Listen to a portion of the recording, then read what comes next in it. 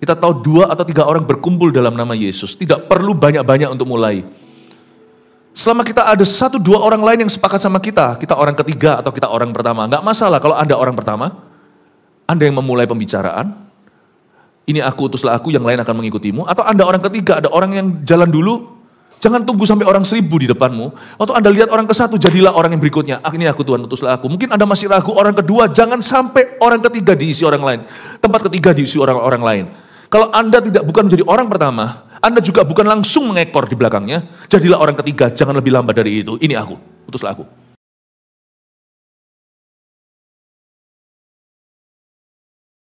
Setiap sel dalam tubuh kami berteriak, Tuhan, terima kasih.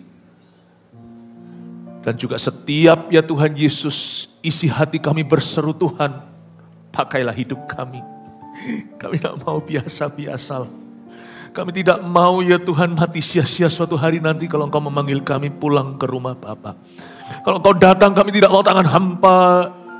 Pakailah kami secara luar biasa. Itu bukan doa yang arogan. Itu doa yang merendah, mengosongkan diri. Fill me with your new anointing. Isi kami dengan urapan baru.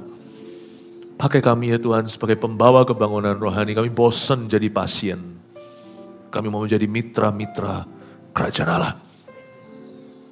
Pakai sesi ini Tuhan Yesus untuk membangkitkan setiap orang yang rohnya redup, apalagi yang mati.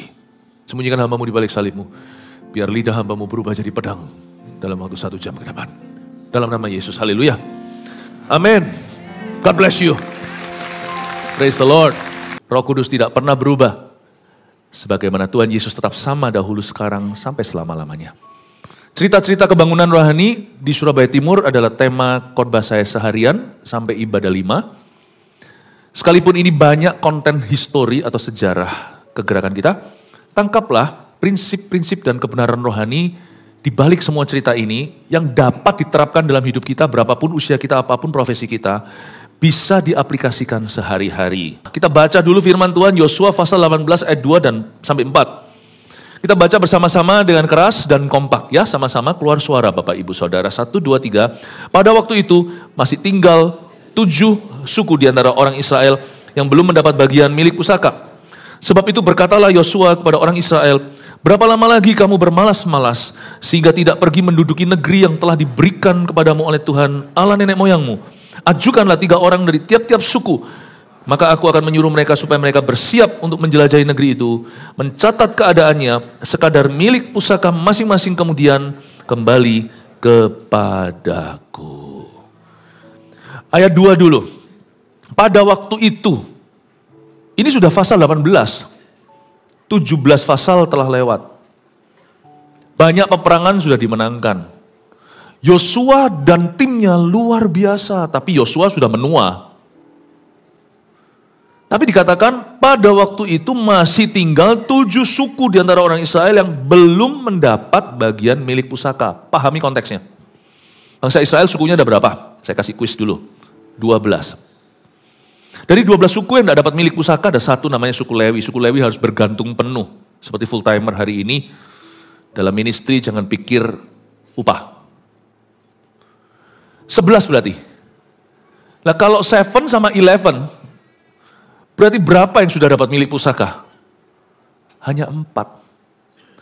Meskipun cerita Yosua dari zaman Yeriko pertama kali, Ai dan seterusnya, raja-raja kalah, Kanaan direbut, ternyata seheboh-heboh itu, baru 4 suku yang mendapat. 7 masih dianggap pengangguran. Ini bicara apa tentang kita? Jangan merasa puas rohani. Jangan lekas-lekas merasa sudah sampai.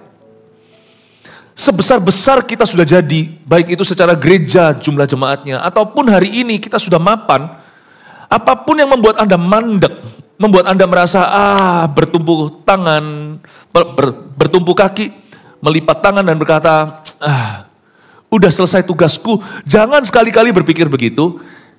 Karena sekalipun kita merasa sudah sampai sesuatu atau kita sudah di titik aman, tugas yang lebih besar itu selalu menanti di depan. Seheboh-heboh kemenanganmu, baru 4 suku yang mendapatkan. Masih ada 7 yang menunggu. Saya janji sama Tuhan. Waktu tadi saya lihat video gitu sebenarnya saya tidak nyaman karena melihat diri sendiri khotbah itu paling gak enak. Gak percaya? Nyanyi di WC mudah, tapi tolong direkam lalu dengerin sendiri. Anda pasti gak mau. Saya kalau setiap kali anak saya nyalakan apa, ada saya khotbah gitu, udah lewat. Saya gak suka. Ya. Tapi kalau saya lihat begitu, rambutku waktu itu masih putih. Untung-untung sekarang baru abu-abu. Timbang situ gak ada sudah rambutnya.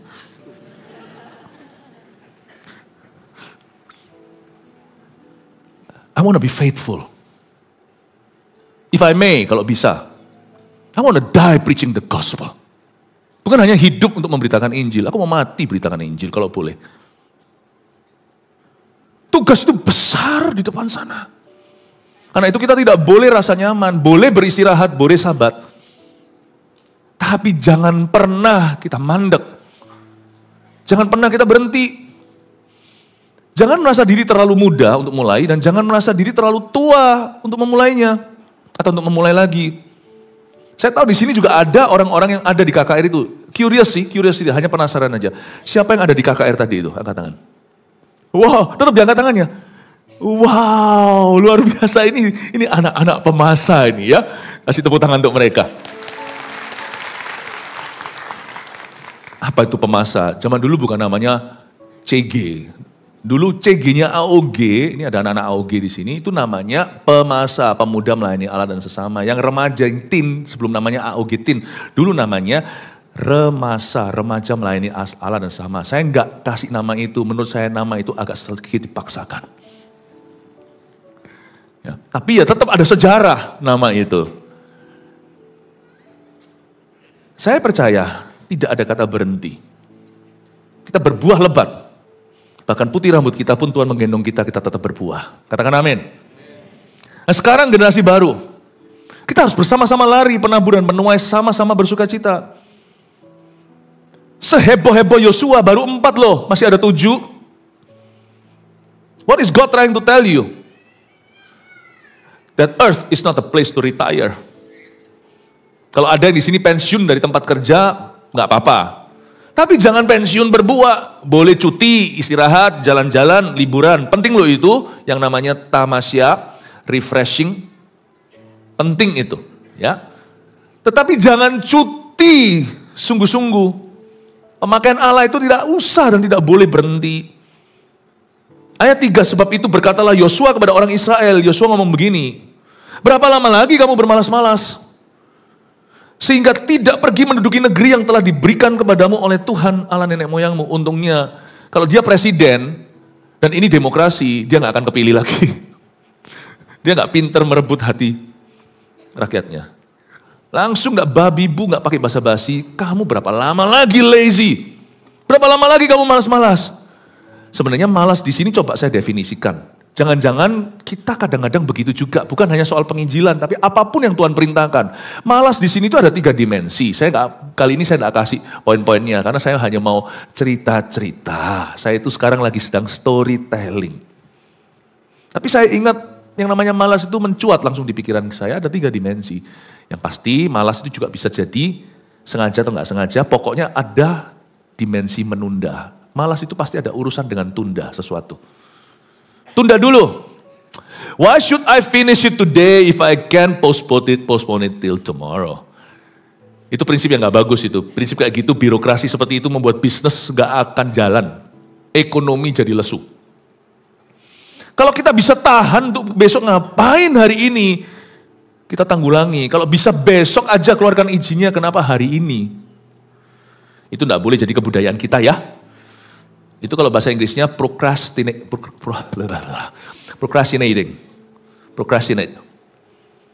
Orang itu mau belajar, ayo belajar, mama bilang belajar, iya ma, muter dulu, main game dulu, ke kulkas dulu, ambil sandwich dulu, minum dulu, tidur dulu, mandi dulu, bukan mandi, setelah itu nanti, biasanya tiba-tiba ke WC dulu, telepon teman dulu, muter-muter, kalau bisa ditunda, jangan sekarang belajar, ngomongnya sekarang tapi sejam setengah, belum belajar juga. Procrastinating, muter-muter di padang gurun. Tunda itu sengaja atau tidak sengaja, jangan dilakukan. Karena banyak waktu kita itu sudah terpakai secara alamiah. Saya waktu kemarin ke kantor, sebelum memberkati pernikahan gitu, saya itu suka memamah biak kemanapun saya pergi, artinya firman itu saya muntahkan lagi, yang saya sudah tahu, saya cerna lagi, masuk lagi, saya telan. Tiba-tiba saya itu merenungkan, pas lagi di parkiran rooftop Surabaya Barat, sebelum saya memberkati pernikahan kemarin itu banyak wedding, sampai akhirnya saya tidur pun dengar suara lonceng wedding. Gunakanlah waktu ini. Sebab sekarang hari-hari ini adalah jahat. Gunakan waktu. Kenapa ya Tuhan bilang gunakan waktu? Karena waktu kita itu sudah otomatis habis. Jangan tunda sesuatu. Apalagi kalau itu perintah Tuhan, apalagi kalau itu benar, dibenarkan Tuhan, apalagi kalau itu adalah kehendak Allah. Apalagi kalau kita tahu di dalamnya ada maksud ilahi. Kita bisa melihat atau nggak bisa melihat tujuannya. Pokoknya kalau Tuhan berkata pasti ada maksud yang baik di dalamnya. Waktu kita itu terpakai pasti. Misalnya tidur satu hari, minimal lah orang yang tidurnya kurang-kurang pun 6 jam tidur. Mungkin mereka yang lebih tua, kalau anak-anak muda tidurnya lebih lama. Udah 1/3 dari 24 jam kita terpakai untuk bobok. Belum lagi makan jangan cepet-cepet, tolong dikunyah, nanti sakit mah. Ada hal-hal tertentu yang tidak bisa kau gesa-gesa. Itu perlu waktu. Kalau Anda lagi doa, bukan lagi doa, kalau lagi makan, kalau lagi Anda ke WC misalnya, itu kan perlu waktu, kan tidak bisa dikontrol panggilan tubuh. Ya. Jadi kenapa kita harus gunakan waktu yang ada? Kita berkata yang ada, karena ada waktu yang ada itu bukan milikmu, itu milik tubuhmu, panggilan alam.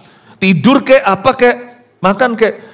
Belum lagi kita itu dalam trial dan error itu pasti menghabiskan banyak waktu untuk mencoba dan belajar dari kesalahan. Ada banyak waktu yang bahkan terbuang sia-sia meskipun kita tidak menghendakinya. Jadi jangan kau sengaja buang waktu lagi. Gunakan waktu yang ada. Kata yang ada itu melompat sebelum saya sampai ke gereja kita di Surabaya Barat. Oh ngerti aku. Yang ada itu kau harus pakai.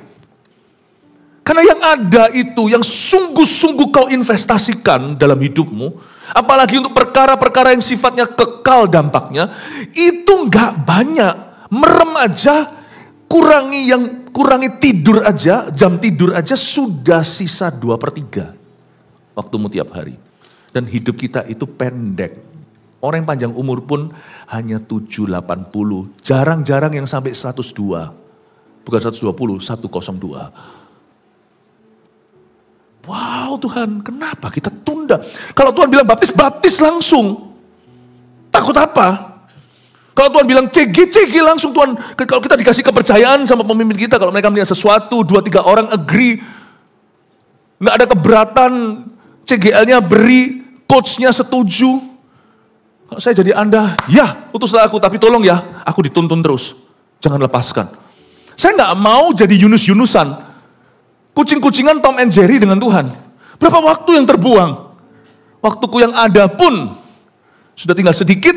Elia masuk gua. Coba lihat itu kalau Anda baca. Waktu dia keluar dari gua, Tuhan ajari dia. Kamu keluar dari jalan tadi kamu masuk. Dan lalu kamu harus lakukan ini. 1, 2, 3. Kamu urapi raja asing ini, raja Israel itu. Kamu juga urapi Elisa. Coba Anda baca. Yang sempat dia lakukan dengan sisa waktunya sebelum dia diangkat ke surga. Hanya mengurapi Elisa. Yang lainnya ini nggak keburu. You see, when you want to, no time already. Ada waktu. Karena itu Yosua mengerti, karena bagi orang Israel itu gampang. Tapi bagi seorang Yosua yang penuh dengan Roh Kudus, dan dia orang yang pengalaman berjalan dengan Tuhan, dan dia tahu peperangan rohani yang dia setiap hari alami. Dia berkata, guys, stop being lazy. Jangan malas. Aku kan masih muda, enggak masih muda. Orang kalau pertama kali lari itu rasanya gampang, gua balap nanti. Tapi waktu sudah di dekat garis finish, menentukan juara 1, 2, 3 atau enggak juara sama sekali, itu cuman split second. Tahu gitu tadi, aku tak ngebut sedikit di depan. 2 detik, aku udah juara 1. Sama dengan orang santai. Gak apa-apa, 3 menit terbuang gitu aja sia-sia lalu telat. Nantinya itu berharap jam itu bisa mundur ke belakang, kasih aku 3 menit ekstra. Bapak ibu saudara, jangan tunda. Waktumu yang sisa itu berharga. Pastikan kau pakai untuk perkara-perkara Tuhan. Amin Bapak Ibu. Malas itu dimensi lainnya apa selain tunda? Atut, takut.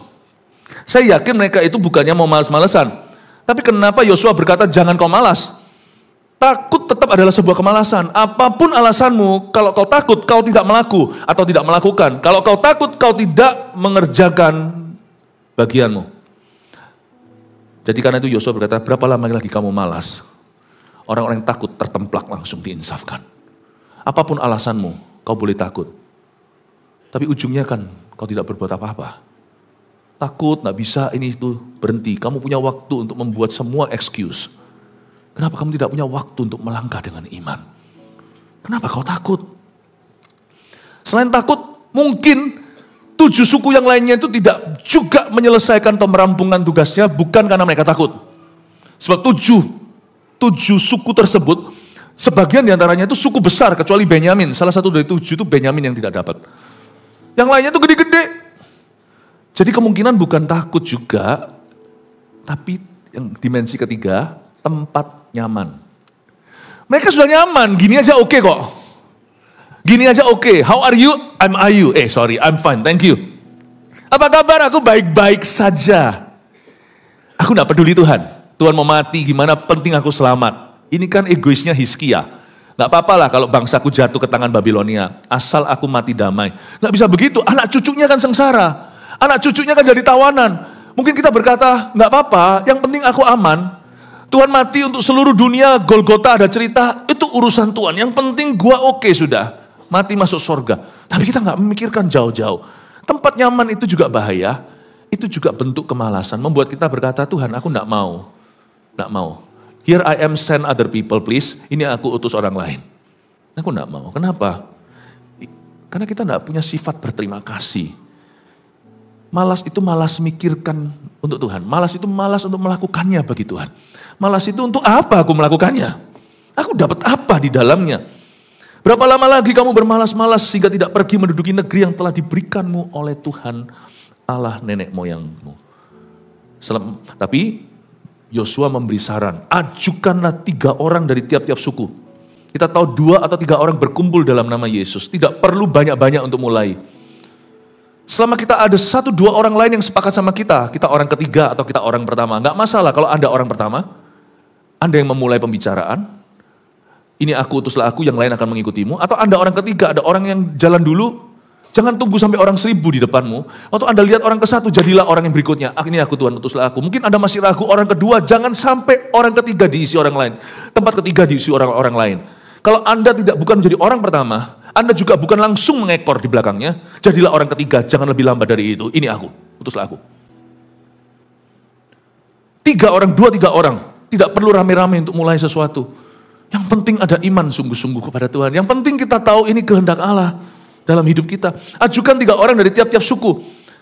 Maka aku akan menyuruh mereka supaya mereka bersiap untuk menjelajahi negeri itu. Coba perhatikan kata ini, menjelajah itu berarti survei dulu. Dan mencatat keadaannya, bukan hanya disurvei tapi dicatat juga. Survei itu menjelajah itu melihat.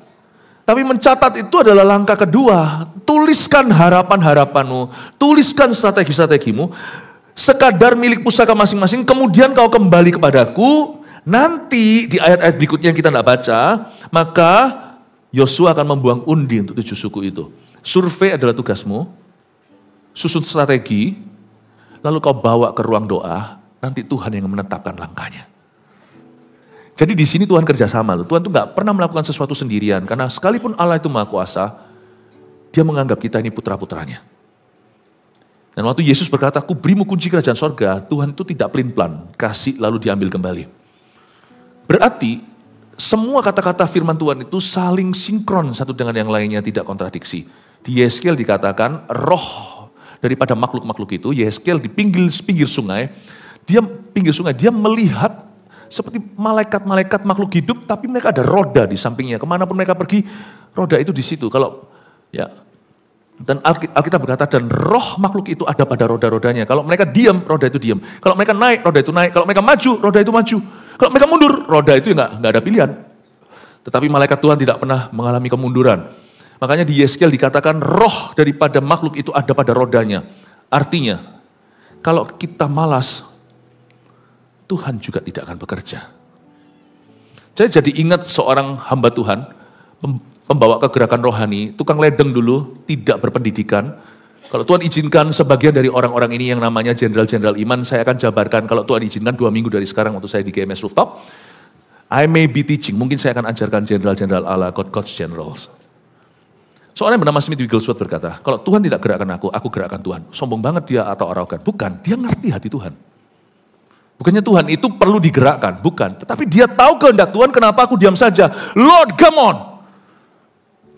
Turunlah kemuliaan-Mu. Tuhan itu menunggu orang-orang yang berdiri di celah-celah seperti ini di dalam hidup manusia, antara Allah dan manusia. Orang-orang ini bukan juru selamat menggantikan Tuhan, bukan, Yesus tetap juru selamat satu-satunya, tapi orang-orang ini adalah orang-orang yang mengerti kehendak Allah. And those my people who know me, will not be quiet and but do great exploits. Dalam bahasa Inggrisnya, bahasa Indonesia yang begini, umat yang mengenal Allahnya akan bertindak, dia tidak akan diam. Yang kenal Allahnya tidak mungkin bisa tinggal diam. Nggak mungkin bisa, dia pasti berkata, Tuhan, papaku belum selamat Tuhan. Nggak mungkin bisa diam. Kalau Anda paham realitas sorga, Anda mengerti bahaya neraka, nggak mungkin bisa diam saja. Impossible. Impossible maksudnya, tidak mungkin. Kalau kita tahu, kita tuh diselamatkan cuma-cuma bukan karena kebaikan hati kita, bukan karena kesalahan kita. Kita pasti akan iba berbelas kasihan dengan sesama pendosa yang belum mendapat kesempatan yang sama. Tuhan, kolegaku di kantor ini, I pray supaya dia kenal Tuhan, dia Kristen atau bukan. Kalau dia belum kenal Tuhan, dia belum kenal Tuhan. Karena agama tidak menyelamatkan. Tapi punya hubungan dengan Tuhan. Kalau orang belum punya hubungan dengan Tuhan, orang yang punya hubungan dengan Tuhan itu tahu. Bukan karena menghakimi, mengadili. Tapi pasti kerasa lah. Dari tutur katanya, dari cara-cara pandangannya, pola pikirnya, keputusannya. Kita tahu orang itu belum kenal jalan Tuhan. Bukan berarti kita lebih baik, bukan juga. Tapi kalau kita kenal Tuhan, kita tahu siapa yang belum kenal. Gak mungkin kita diam saja. Sebab umat yang mengenal Allahnya pasti akan bertindak. Jadi malas itu bisa karena menunda, apapun alasannya. Tunda kan, malas juga bisa karena takut, bukannya dia nggak mau. Tapi takut bukan alasan untuk tidak berjalan, karena ada Tuhan. Takut itu harus dilawan. Takut itu iman, tapi iman kebalik, iman pada perbuatan setan. Takut itu sebenarnya bukan selugu yang kita kira, aku takut gitu. Sebenarnya orang yang takut itu orang yang beriman pol sama setan. Takut itu adalah iman, kebalik tapi. Takut adalah sebuah force, makanya Alkitab mengatakan takut itu roh-roh ketakutan. Jangan kau manjakan perasaan minder dalammu, gak bisa doa lah, gak bisa apa, jangan. Itu iman. Aku kutuki diriku, tidak akan bisa berdoa. Aku kutuki diriku, tidak akan bisa memimpin. Aku kutuki diriku, tidak akan bisa bertumbuh. That's your faith. Karena orang Israel beriman begitu. Mereka kira mereka lugu, mereka kira mereka kasihan. Aku gak bisa lah, aku seperti belalang lah. Wah mereka itu raksasa lah, kita semua mati di padang gurun. Nah Tuhan berkata, baiklah. Kau beriman begitu kan, terjadilah sesuai dengan imanmu. Lalu mereka nyesel, mereka seru-seru sekarang, udah telat. Mereka berseru-seru, Tuhan ampuni kami. Gak masuk, sak Musa pun gak masuk. Fear is faith in Satan. Fear is faith in your inability. But faith defeats fear. Iman mengalahkan rasa takut. Amin Bapak Ibu Saudara. Takut atau tempat nyaman. Hati-hati dengan tempat nyaman kalau kita memang kenal Tuhan. Ajukan 3 orang, mereka mencatat. Lalu diserahkan kepada Yosua. Dan Yosua membuang undi. Manusia menentukan jalannya. Manusia memikirkan jalannya. Tuhan menentukan langkahnya. Ayat itu diamsalkan kita pakai seolah-olah kontradiksi kan. Ya percuma lu mikir apapun juga nanti kan Tuhan yang menentukan. Bukan, itu ayat kerjasama. Bukan seperti gini loh, lu boleh mikir jalan lu nanti terakhir juga takdir Tuhan. Oh gitu ngapain kita berencana ya? Kita gak usah rencana aja besok, saya minggu depan mau khotbah di mana, 2 minggu lagi mau khotbah jenderal iman atau apa. Wah kesera. Whatever will be. We must make planning, kita harus berencana. Mau berencana punya berapa anak, meskipun nanti tetap ada faktor X atau faktor G atau faktor God, Tuhan bisa memberi lebih. Tapi kita tetap punya perencana, kalau enggak nanti bisa, McDonald had a farm, iya yo, bisa jadi peternakan. Tidak ada financial planning juga gimana, meskipun setiap anak pasti ada rezekinya dari Tuhan. Ayat itu bukan dipakai untuk kontradiksi antara Tuhan dan hamba-hambanya. Tapi kerjasama. Guys, pikirkan jalanmu. Nanti waktu blusukan Tuhan yang tentukan langkahmu dan hokimu. Aku sudah tahu alamatnya, jalannya aku sudah tahu. Jalannya penginjilan, ketaatan, kekudusan. Tuhan yang akan nanti tentukan langkahku. Dan kalau aku jatuh, tak akan sampai tergeletak sebab Tuhan menopang tanganku. Amin. Kasih tepuk tangan untuk Tuhan Yesus. Praise the Lord. Suatu hari pada waktu saya baca ayat ini ayat yang purbakala bagi saya. Pada waktu itu saya berdoa, saya dapat ayat ini waktu kira-kira pukul 2-3 pagi, berdoa biasa dari jam 12 sampai jam 4 subuh hampir tiap hari. Saya berdoa, minta kebangunan rohani. Lalu ayat ini muncul, lucunya ayat ini muncul di awal-awal kebangunan rohani. Tuhan itu saking baiknya, tidak mau saya terlambat, tidak mau kita telat. Tuhan beritahu saya semua ini di awal-awal revival, bukan nanti. Biasanya orang itu sadarnya telat, sadarnya terlambat. Tapi saya disadarkan bahkan sebelum membuat kesalahan ini. God is so good. Dia berkata, berapa lama lagi kamu bermalas-malas? Saya berkata, Tuhan, aku gak malas. Tapi tiba-tiba saya sadar, gak usah tunggu malas baru baca ayat ini. Ayat ini ku baca, semoga jangan malas. Waktu saya baca, saya berdoa. Saya berkata sama Tuhan, Lord give me Surabaya or I die. Saya nangis setiap hari, Tuhan kasih aku Surabaya. Atau lebih baik aku mati. Itu bukan ngancam atau roh bunuh diri loh ya. Saya bukan bosan hidup. Apalagi waktu itu saya baru menikah. Anak baru 1, wah lagi happy-happynya. Saya bilang, Tuhan, aku mau hidup. Tapi hidupku itu tidak ada artinya kalau saya tidak lihat jiwa-jiwa. So what kalau aku dibuat Tuhan punya, dibuat kaya, dibuat terkenal, dibuat apa? Apa sih yang ku cari? Bukan itu semuanya. Itu semua gak aku bawa.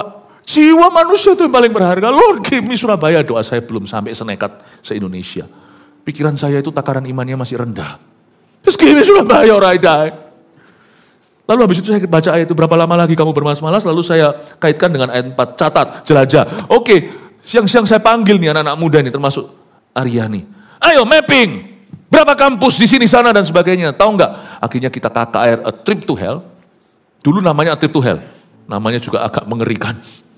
Sekarang apa kata Alkitab tentang neraka? Tetap kontennya sama, tetap berkuasa, tapi kalimatnya lebih mudah diterima. Tapi sekalipun demikian ada urapan Allah dalam semua keluguan kita anak-anak muda. Saya sampaikan penglihatan yang saya dapat. Kita masuk di KKR di mana-mana. Di Surabaya Timur. Itu luar biasa loh. Dulu kegerakan terbesar, saya ngomong remasa-pemasa dulu ya. Pemasa terutama AOG Youth-nya. Ini anak-anak AOG kalau ada di sini. Dulu yang paling gede jumlahnya. Seperti lautan manusia sesuai dengan nubuatan yang kita dapat. Waktu awal-awal saya mimpin hanya 100 orang sisa. Dari situ tunggul atau dari hanya sisa tebangan pohon itu. Zaman dulu youth-nya itu mengalami koyak yang luar biasa sebelum saya akhirnya mengadopsi mereka. Saya ambil alih. Mulai garap muda-mudi ini. Saya disisai 100 yang sakit hati. Saya tidak kenal mereka, mereka tidak kenal saya. Itulah namanya pemasa. Remasa, namanya pun kasih ke saya, namanya pun gua nggak suka. Kalau saya kasih kesempatan tak kasih nama lain, ya. Tetapi saya terima mereka apa adanya dengan semua cacat celahnya, semua indahnya, semua kurang dan lebihnya. Tapi dengan orang-orang ini Tuhan berkata, kau jangan malas-malas. Baiklah Tuhan. Maka saya mulai beritahu sama mereka, kita masuk kampus. Karena Alkitab berkata, berapa lama lagi kamu bermalas-malasan sehingga tidak pergi, catat ini, menduduki negeri, bukan yang akan tapi yang sudah atau yang telah diberikan kepadamu oleh Tuhan. Mulai beriman, tempat yang kau pijak itu kuberikan, atau lebih tepatnya, berimanlah bahwa tempat itu sudah menjadi milikmu, atau tempat itu sudah kuberikan padamu. Kita bukan mau menjajah sekolah, tapi kita mengklaim jiwa-jiwa di dalamnya itu milik Tuhan. Saya panggil mereka, saya tidak asal main perintah. Jangan jadi pemimpin kalau kita tidak masuk hadirat Allah. Saya nangis dulu. Suatu hari saya datang ke kantor, tanpa sadar mata saya 3/4 sebelah kanan itu merah darah. Ternyata waktu saya doa malam itu, berapa jam sebelumnya itu meletup pembuluh darah saya. Waktu saya berseru, give me Surabaya or I die. Saya beritahu sama mereka, mapping. Jangan suruh Roh Kudus yang mapping, Roh Kudus Maha tahu. Mapping itu supaya kau dan aku tahu. Mapping semuanya. Akhirnya kita masuk itu KKR, Trip to Hell.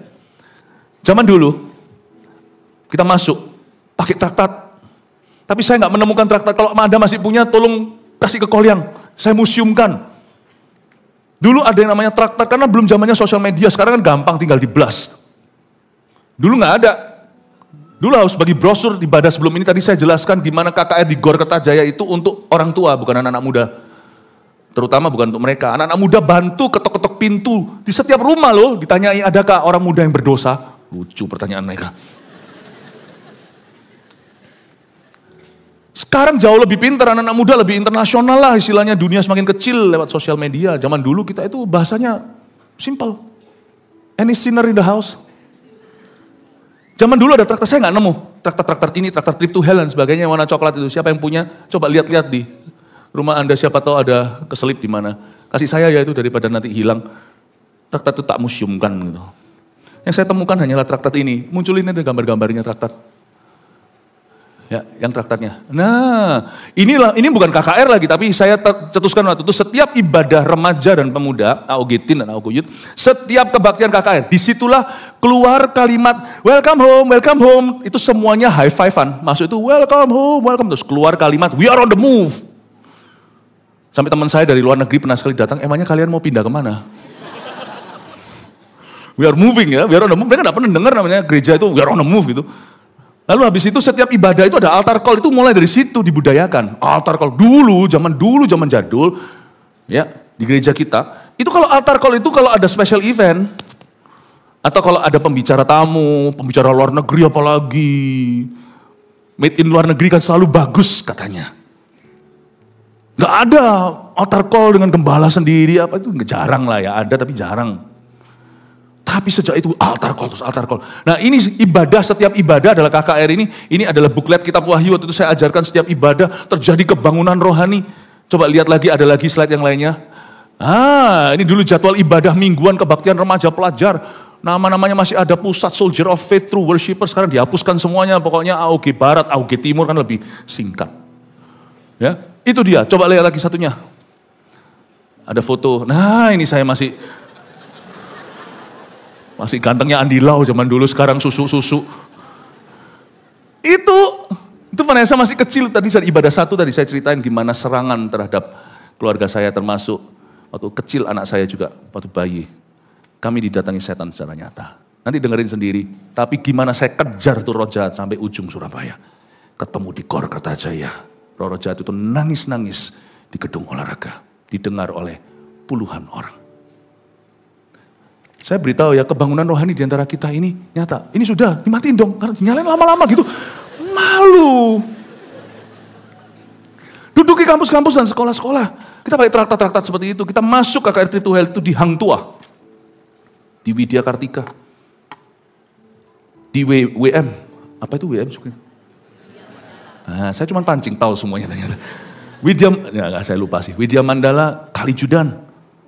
Di Ubaya, UPN. ITS, STTS.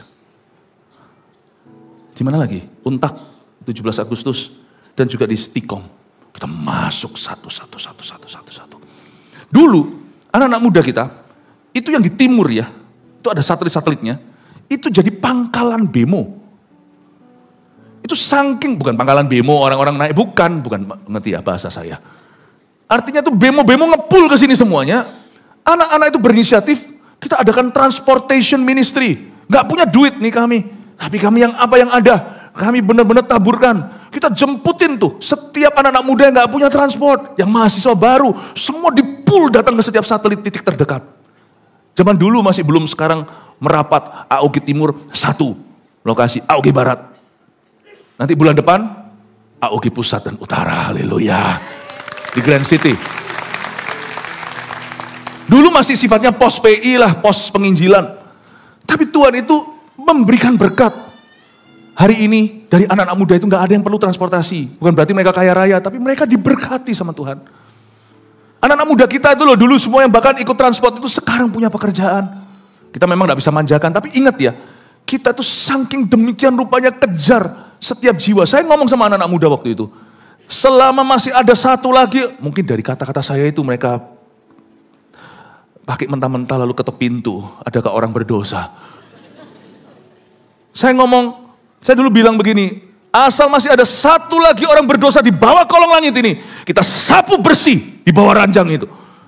Siapapun bersembunyi, kita akan temukan, kita ketuk pintu, kita ajak mereka ke gereja, mereka alami Tuhan.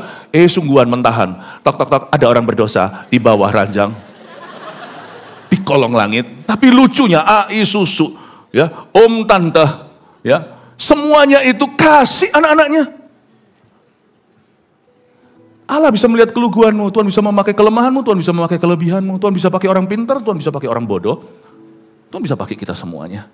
Asal ada yang mau. Itu menjadi pangkalan bemo. Saya masih ingat Anita, yang sekarang jadi pastor Anita, istrinya Pastor Bernard, Gembala Regional Jawa Tengah.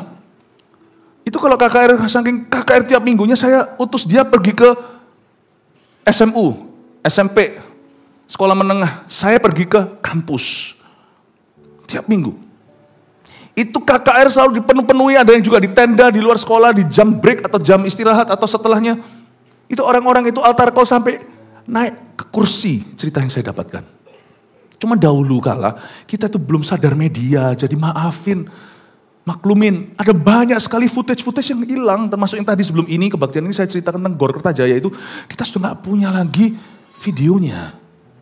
Itu dahsyat luar biasa, 400 orang dibaptis di KONI, di swimming pool atau sebelahnya itu loh. Kolam renang yang kayak untuk olimpiade di situ itu loh. Dibaptis 400 dan burung merpati itu kitar-kitarin terus sampai orang terakhir di dalam ruangan indoor. Merinding saya sampai hari ini pikirkan. Kita enggak punya footage-nya aja. Itu orang-orang naik ke atas kursi untuk terima Tuhan. Suatu hari, ketika saya utus orang-orang semua, benar-benar kayak perang Yosua. Kami masuk dengan iman, dapat izin segalanya, orang-orang kita kan masih baru, jadi juga masih ada yang duduk di dalam kursi kemahasiswaan. Bukan pelajar, tapi organisasi mahasiswa. Mereka pakai apa yang ada. Saya dorong mereka untuk benar-benar sekolah, dapat nilai yang bagus, supaya apa? Supaya kita bisa menegakkan kepala. Nah kalau semua orang bolos-bolos, orang turun kelas, gimana kita dapat izinnya? Kita jadi berkat dulu dong di kampus, baru kita bisa membawa lebih dari itu, menuntun orang kepada Tuhan. Nah suatu hari kita pergi ke salah satu kampus swasta. Saya nggak mau sebut yang mana, tetapi nanti kalau mau tahu, tanya saya secara pribadi. Waktu kita mau masuk, kita ada dari perjanjian, oke, the deal. Cuman ini adalah suatu skenario seperti akal orang Gibeon di Yosua.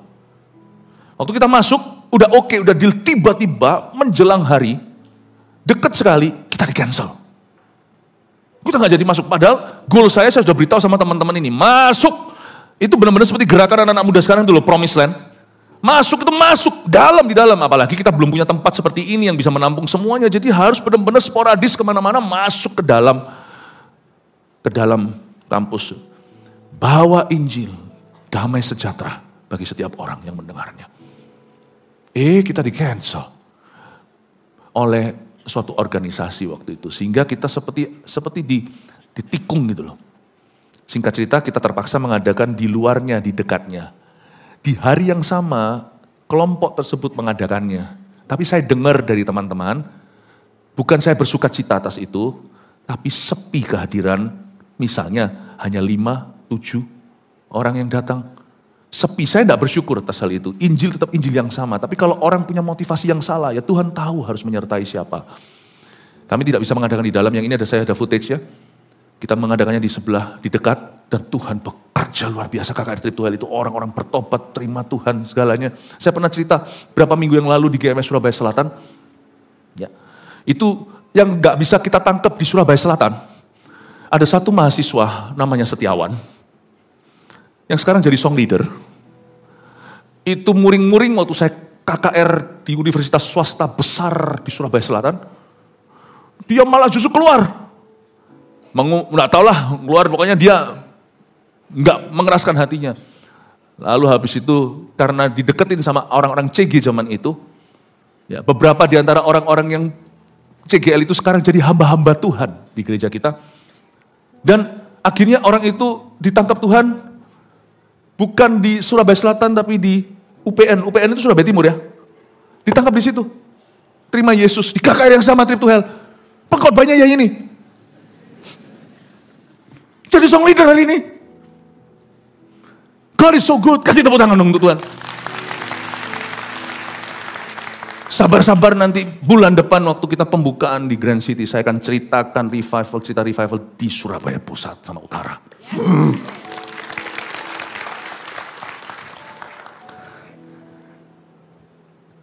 kita tidak bisa masuk. Tapi saya berusaha masuk. Later on, bertahun-tahun kemudian kita masuk, munculkan foto-foto yang lainnya. Nah, ini ada suatu pelajaran buat saya, supaya saya yang tidak malas-malasan. Takut itu bukan alasan. Anda lihat? Ini ada di gedung, akhirnya saya masuk ke dalam kampus yang kita ditikung, kita tidak bisa masuk bertahun-tahun, kita masuk. Cuman nanti Tuhan ajari saya sesuatu yang baru. Ini dia, ada lagi foto yang lain yang munculkan lagi. Oh ini jangan, ini nanti untuk nanti kebaktian berikutnya ini. Ini dulu brewoannya, nah ini dia. Ada artis di sana, dulu kita masih style begitu ya. Kalau yang sebelah situ Anda lihat kan itu Pastor Aan, sekarang di GMS Samarinda, cuman sekarang sudah nggak ada rambutnya. Ini semuanya. Waktu saya di sini, masuk terpaksa karena satu dealnya, yaitu tidak boleh ngomong tentang Tuhan. Saya ganti strategi, coba nggak saya bisa pakai cara motivasi. Saya sampaikan, benar-benar saya rasa mati dead on the inside. Gampang membuat saya itu jadi seorang pembicara yang tidak berkuasa dan tidak ada punya sesuatu apapun yang bisa saya bagikan. Take the gospel from my mouth. I have nothing. I have nothing else. Saya usaha demi supaya diterima oleh mereka. Saya masuk karena terpaksa harus pakai begini begitu. Untungnya punya sahabat yang dikenal oleh umum. Akhirnya, wah, anak-anak muda datang. Setelah datang ke situ, saya nyampaikan sesuatu yang sifatnya bagus-bagus, enak didengar, dengan tujuan supaya gimana, tapi saya merasakan gak ada kuasa sama sekali dalam apa yang saya sampaikan. Injil itu kuasa Allah, Roma 1:16 itu sungguhan. Kalau kita berkuasa dalam perkataan itu bukan karena pembicaranya berkuasa, itu karena pesannya itu sendiri adalah kuasa. You take my message, the messenger is dead. Kau ambil pesan ini, habislah semua. Aku tidak punya panggung apa-apa, sekalipun saya bisa berdiri di depanmu. Tidak akan ada perkataan yang bisa mengubahkanmu. Hari itu saya belajar, pulang dari situ ya saya merasa dry, kering gitu. Kering banget. Terus seperti Roh Kudus berkata, don't do this anymore. May people hate you, but do not live. Do not abandon the word of life. Saya tidak ngomong sesuatu yang salah loh. Saya ngomong sesuatu yang bagus loh. Memotivasi orang tuh gimana-gimana dengan tujuan untuk menggait mereka pada Kristus. Kristus berkata, apapun yang tidak sentralisasinya pada Kristus dan salibnya, tidak ada kuasa. Kamu bukan motivator, kata Tuhan. Kamu adalah seorang pengkhotbah Injil. Kau adalah seorang pendeta. Saya berkata, Tuhan, ini bukan failure, bukan gagal. Tapi saya belajar. Iya ya Tuhan. Ternyata, kalau yang saya bagikan itu bukan sesuatu yang sifatnya firman. Bukan dari Alkitab. Bukan Jesus Christ. Mulai hari ini aku tidak mau. Apapun itu aku tidak akan. This message is my life. Kata-kata ini adalah kata-kata kehidupan. Tanpa ini aku tidak punya lagi ministry. Hari itu saya belajar. Anak-anak muda tanya sama saya nanti. Augir, ini di mana? Daud mengalahkan satu Goliat. Coba baca. Ada Goliat lain yang dikalahkan oleh keponakan Daud dan sebagainya, ada 4 atau 5. Saya taklukkan Goliat di zaman saya. Oke, angkat tangan. Banyak itu ternyata. Kasih tepuk tangan untuk mereka. Look at me. Saya masih punya pedangnya Goliat. Saya masih punya helmnya sampai hari ini di dalam jubah saya. But I kill one. You kill the other ones. Kutus kau pergi. Untuk memenangkan, untuk menduduki kampus-kampus dan sekolah-sekolah. Kasih tepuk tangan untuk mereka. Pastor Philip, gini loh. Ini kan AOG, tapi saya kan orang-orang tua. Saya kan di sini sekarang sudah usianya gimana, punya cucu segala. Apa pesan untuk kami? Dengarkan. Yang non-AOG angkat tangan. Oh, AOG juga, Army of Gocap ke atas. Sama dengan saya, Gocap ke atas. Listen, zaman dahulu yang namanya anak-anak muda kita dan orang-orang tua itu nggak akur. Karena ada suara pemecah belah.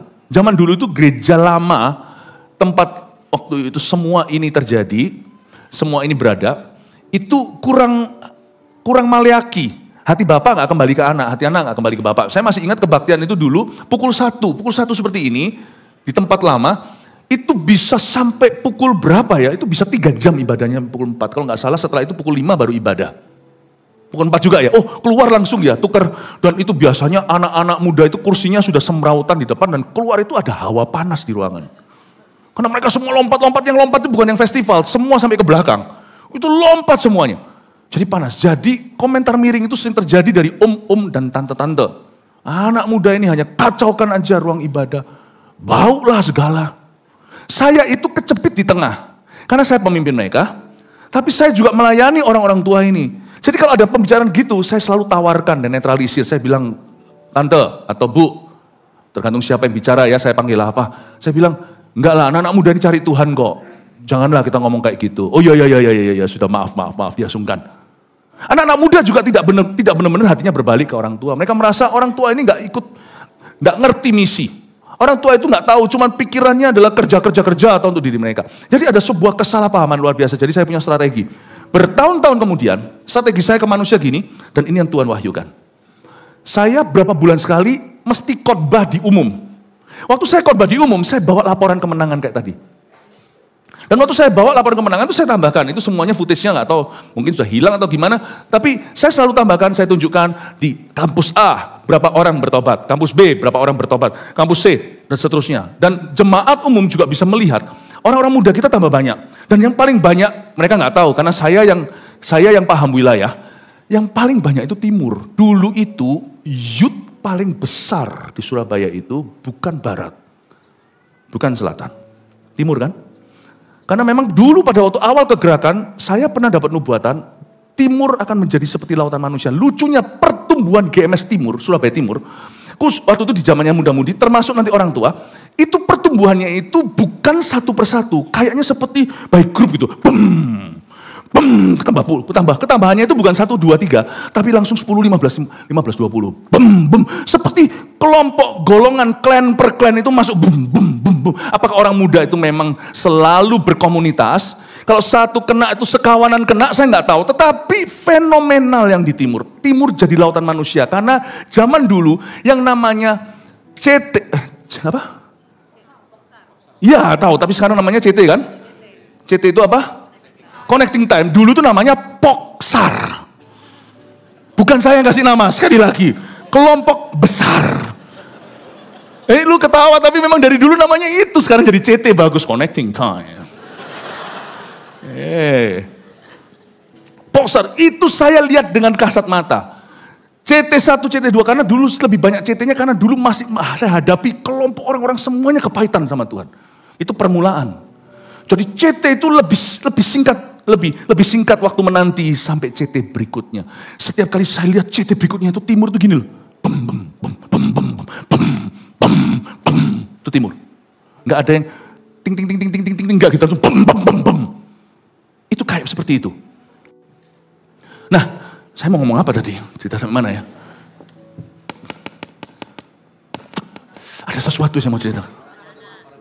Oh iya, saya jodohkan. Terima kasih. Jadi saya tunjukkan pertumbuhan dan jemaat lihat nyata pertumbuhan itu, saya tunjukkan report-reportnya. Terakhir selalu saya tulis, terima kasih untuk Bapak Ibu yang selalu mendukung orang-orang muda. Jadi semua jadi, Nanti kalau saya di muda-mudi, saya ngomongnya begini. Jadi saya menjadi mak comblangnya. Di hadapan muda-mudi saya selalu ngomong sama mereka, kalian harus ingat orang tua yang ada di umum. Tanpa mereka, kamu tidak bisa mengalami kebangunan ini, karena mereka yang sungguh-sungguh mendukungmu. Itu sungguhan loh, kalau kita KKR lebih besar lagi tuh, nanti ketika hati bapak udah berbalik ke anak dan sebaliknya hati anak kembali bapak, yang vale di luar sana, yang parkirin, itu adalah susu AI. Om, tante. Ketika di interview, salah satu yang di interview itu adalah Pastor Adrian, saya ingat. Zaman itu masih jadi usher. Bukan jadi TL. Bukan jadi pastor. Di interview, kenapa? Why you do this? Waktu itu anaknya yang baru saya nikahkan kemarin, barusan saya officiate weddingnya kemarin. Anaknya masih kecil. Baru ketemu Tuhan, nanti mengalami Tuhan di FKA Medan. Berapa tahun kemudian. Waktu ditanya, why you do this? Kenapa kau lakukan ini? Jawabannya satu. I'm not just doing it. Tidak hanya melakukan ini untuk orang-orang muda. Aku lakukan untuk generasi anakku. Supaya di zaman anakku ada kebangunan rohani. Orang-orang muda, orang-orang tua jadi ngeh. Jadi ngerti. Jadi yang urus parkiran, waktu kita itu pindah-pindah stadium ke stadium, waktu tempat gak cukup, itu orang-orang tua yang ngatur. Kenapa? Supaya kita jangan bebani anak-anak muda selebihnya, lebih daripada mereka harus belajar sungguh-sungguh di sekolah, dan mereka harus take care teman-temannya, tuntun dan muridkan mereka kepada Tuhan. Urusan yang gini-gini, yang kursi apa segalanya ada Pak Joni. Pak Joni itu yang sampai rambutnya naik-naik. Ada Pak Weli, bapak-bapak ini, yang berada di baliknya banting tulang habis-habisan Bapak Eka. Anak-anak muda, lu jangan repotin. Mereka biar fokus kepada sekolah mereka dan pada misi. Wow, saya terharu nggak setelah comblangin sekian lama, ngerti. Orang-orang muda juga saya beritahu, kamu jangan bilang nggak ngerti misi. Mereka yang danai kamu. Karena anak-anak muda itu youth without money. Saya melihat sebuah fenomena, dengan ini saya selesai. Sejak saya ngomong anak-anak muda punya misi itu diadopsi sama orang-orang jemaat umum kita. Saya sendiri melihat karena saya kenal jemaat kita di umum. Satu-satu kerjaannya diangkat sama Tuhan. Dan waktu mereka diangkat saya bilang, jangan gaya. Kamu diangkat bukan karena kamu. Loh kok bisa? Kamu diangkat karena mereka. Karena mereka youth without money. Mereka misi. Terpaksa Tuhan deraskan keran ke sini. Karena mereka belum kerja. Keran apa? Dan orang tua mereka mungkin belum kenal Tuhan. Harus kenal Tuhan dulu. Semua itu bukan berkat jasmani dulu, tapi berkat rohani. Keran siapa? Siapa yang akan pergi? Siapa yang akan kuutus? Siapa yang akan pergi untuk aku? Demi mereka. Siapa yang akan taat kepadaku? Untuk mereka. Ya Tuhan, lihat keranmu. Saya beritahu sama orang-orang umum. Beberapa yang saya tahu kenal sendiri, saya berkata, hey, kau diberkati bukan karena kau pintar, bukan karena koneksimu. Anda diberkati because of this youth without money. Karena Tuhan mau memberkati gerakan itu. Tuhan memperkaya kamu. Paham, nangkep ini? Disitulah gereja kita menyatu. Dan gongnya di Gor Kertajaya. Boom! Sejak saat itu tidak ada lagi you, me. Di gereja kita, sekarang coba lihat. Anak muda dicinta, kalian itu beruntung AOG. Beruntung Eagle Kids. Di gereja ini, kalian first class.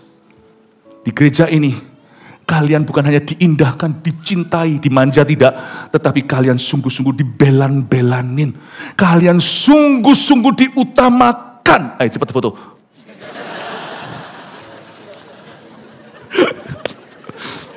Apa sih? Amin. Kini harus tepuk tangan untuk om tante semuanya. Susu, bapak, ibu, mbah semuanya. Haleluya. You get it? He never blesses you because he wants to bless you. It's easy to bless you, just blessing you only. He's the God of purpose. He's the Messiah, the Messias. He doesn't bless you because of you. He blesses you because of somebody else. Saya punya seorang teman yang keluarganya ada satu anaknya berkebutuhan khusus. Saya bilang sama dia, nanti kakaknya akan diangkat sama Tuhan. Karena kakaknya itu nanti akan hidupi adiknya. Sungguhan ketika besar kakaknya itu diberkati Tuhan. Saya akan ingatkan yang gitu. Jangan kira, jangan hina adikmu. Gara-gara adikmu itu Tuhan buka keranmu. Orang-orang tua dengar baik-baik di gereja ini. Bukan hanya kita itu memberikan dukungan secara dana. No. Anda tidak dimintai. Saya tidak pernah minta. Itu kesadaran. Tapi sekarang di gereja kita, karena sudah rata kebangunan, tidak ada yang namanya lu yang gerak, gua yang danai. Nehi kusi-kusi. Tidak ada teori itu. Di gereja ini, bapak anak semuanya berlari dan berlomba dalam memuridkan bangsa-bangsa. Amin. Mari kita semua bangkit berdiri. Haleluya. Yang diberkati Tuhan katakan amin. Itu dia, ada amin yang keras anak kecil tadi. Haleluya.